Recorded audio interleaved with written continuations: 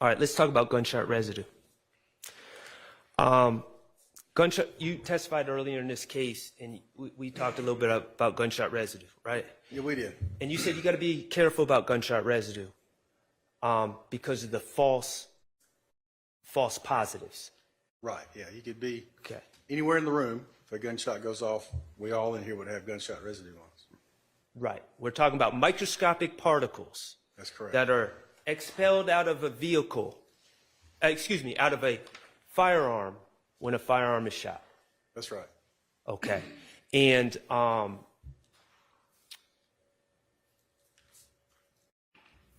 these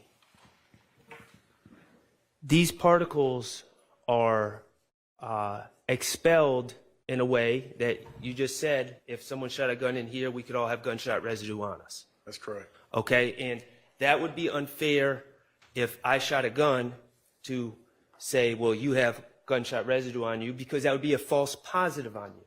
That's correct. Okay, but gunshot residue does detect if a gunshot was fired in the area, correct?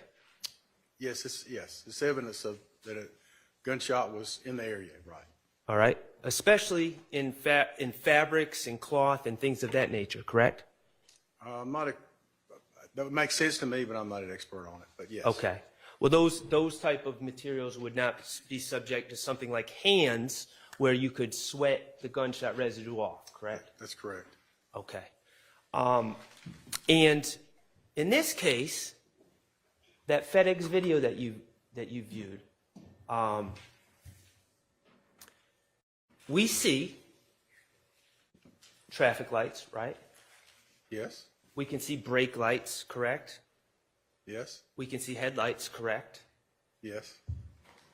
What we don't see is a muzzle flash, do we?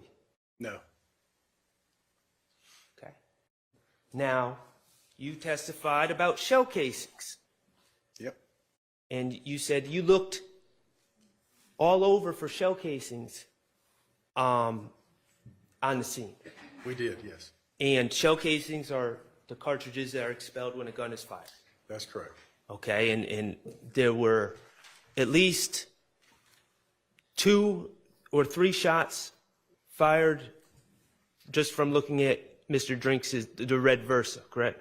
At least, yes. Okay, so you were looking for 2 or 3 or possibly more shell casings on the road, correct? Yes. Okay, and you didn't find any? None. And your conclusion was, of course, maybe you missed them. That's always a possibility. But the other possibility, as you stated in direct, is the person who's shooting the gun didn't put the gun outside of the car where you would see the muzzle flash. The gun was actually inside the car when it was fired, correct? Yes. Okay, and certainly if the gun is inside the car, that would cause gunshot residue to be spread throughout the car. You assume so, yes. Including the headliner, correct? Yes. Okay.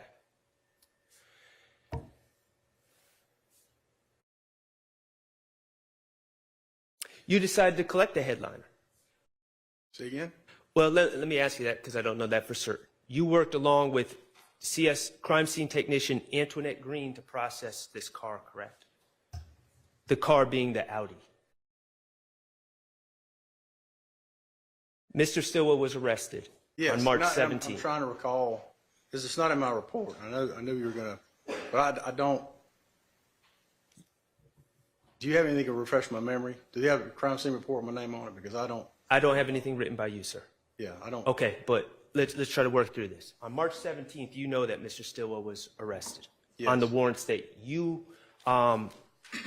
that you brought on March 16th. Yes. Okay, and he was arrested in Atlanta. He wasn't in another state or anything like that, correct? Correct, yeah. Okay.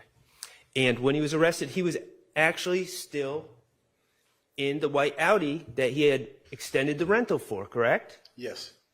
Okay. And the Audi was collected as evidence, correct? Brought to police impound. That's procedure, yes. Okay. Are you not aware that crime scene technician Green, do you know who Antoinette Green is? Is she a crime scene technician with APD? Yes. Are you aware that she processed that car?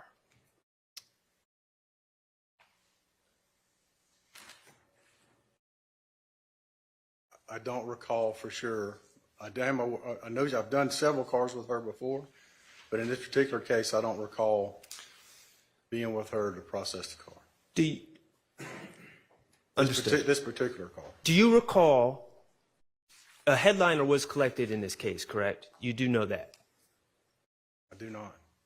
You don't know that the headliner of the Audi was collected as evidence in this case and analyzed? It makes sense that it would be, but I don't Okay. recall that, no, sir. In your experience, your expertise as an investigator, a homicide investigator, a headliner would be a very appropriate piece of the car to collect to check for gunshot residue. Again, yes, sir. It makes sense. I'm sorry, I don't recall. And it should have gunshot residue in it if a gun is fired from within that car, correct? If it has not been cleaned, yes. Okay.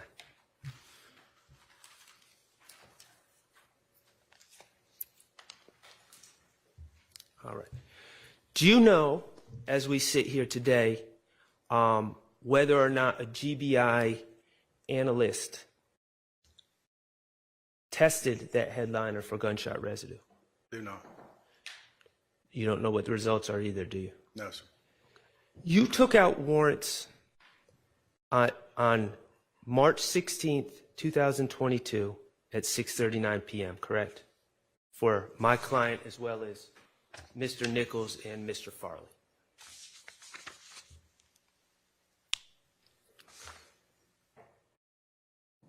Yes, well, 6:40 p.m., but yeah. Okay, 6:40 p.m. On the And that 16th, yeah. And that was right after, or shortly after, you had that conversation with Investigator Viverito in police headquarters, where she identified the people that were in the BP That's video. correct. Yeah, her, the Sergeant Belknap, yes. So once you had an identification from the BP, that's when you move forward with the arrest warrants against Mr. Stillwell. That's correct. Okay. All right. Well, I want to talk to you about your analysis of the FedEx video. You have your report in front of you, correct? I do. Okay. At the time that you swore out these warrants against Mr. Stillwell, you had never even viewed that FedEx video, had you? I don't think I got that till afterwards. I did speak with a representative who described it to me and sent me some still shots.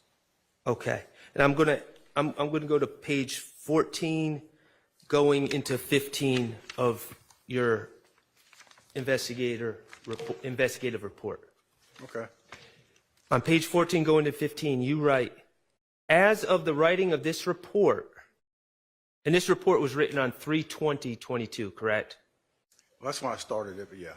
Okay, so you started this report 4 days after you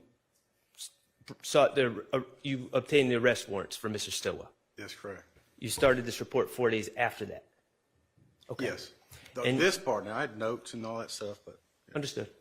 And you say, as of the writing of this report, the actual video from FedEx has been requested via a subpoena, but has not been received. The above pictures were sent to me by a FedEx corporate officer who told me that he had watched a video which shows that the two white cars pulled up alongside the red Nissan, forming a straight line across the road. And then suddenly the two white cars sped away against the red light and the red car stays in place. That's verbatim from your report, correct? Yes, sir. And your report is accurate to that fact. It is, yes. You, at the time of writing this report, and certainly at the time of bringing out warrants against my client, you had not watched that FedEx video. No. But you had spoken to someone at FedEx corporate that sent you some still pictures, correct? That's correct. And had told you what they felt they saw on that video, correct? That's correct. Okay.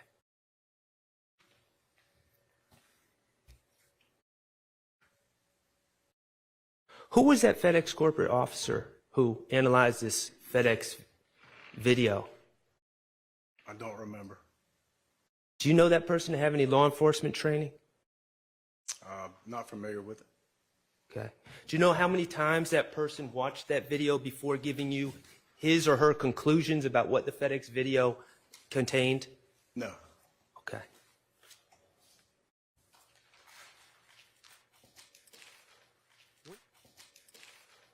When did you finally receive the FedEx video? I don't recall exactly when I got it. Do you remember what month? No, I don't remember. When did you remember when you first watched that FedEx video? I've seen it several times, but I don't remember when I first saw it, no. Was it months after bringing up these arrest warrants on Mr. Stillwell? No, it wasn't months. It was a few days probably. Well, a few days would have been 4 days afterwards you started writing this report, and you didn't even have the FedEx video then. So could it have been longer than a few days before you watched the video? It could have, yes, it could have been. Okay. And of course, you brought those warrants on March 16, 2022, without any gunshot residue results from that white Audi. That's correct.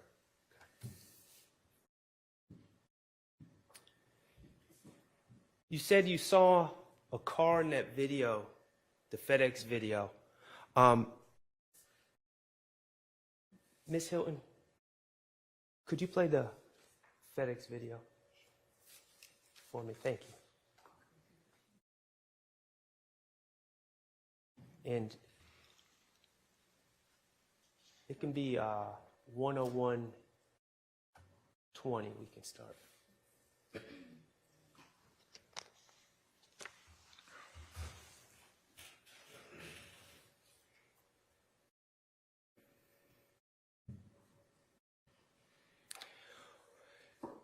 I think it's fair to say you saw a car making a U-turn on the video, and you saw it was a little odd.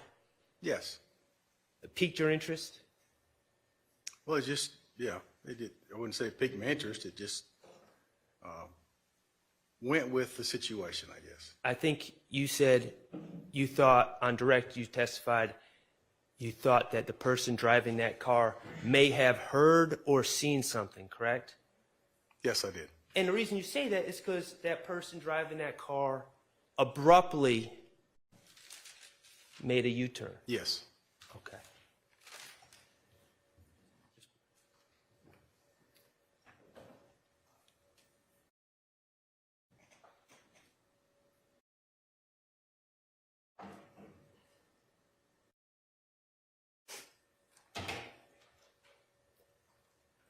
That's that's the red Versa pulling up, correct?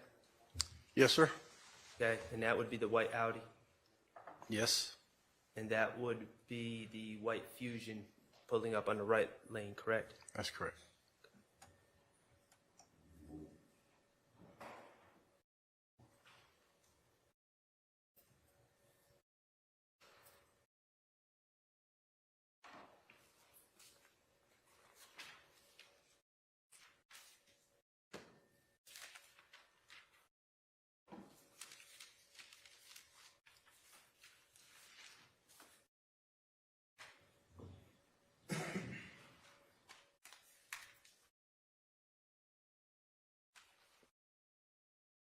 That's not the car that makes the U-turn, is it?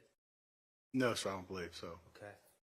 And Mr. Stillwell is now running the light. He's no longer there, correct? That's correct. Okay. We see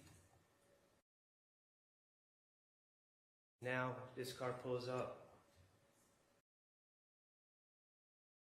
and makes that interesting U-turn, correct? Yes, sir.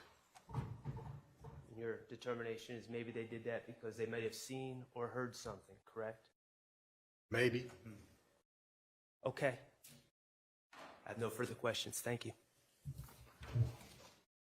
And Ms. Weinstein.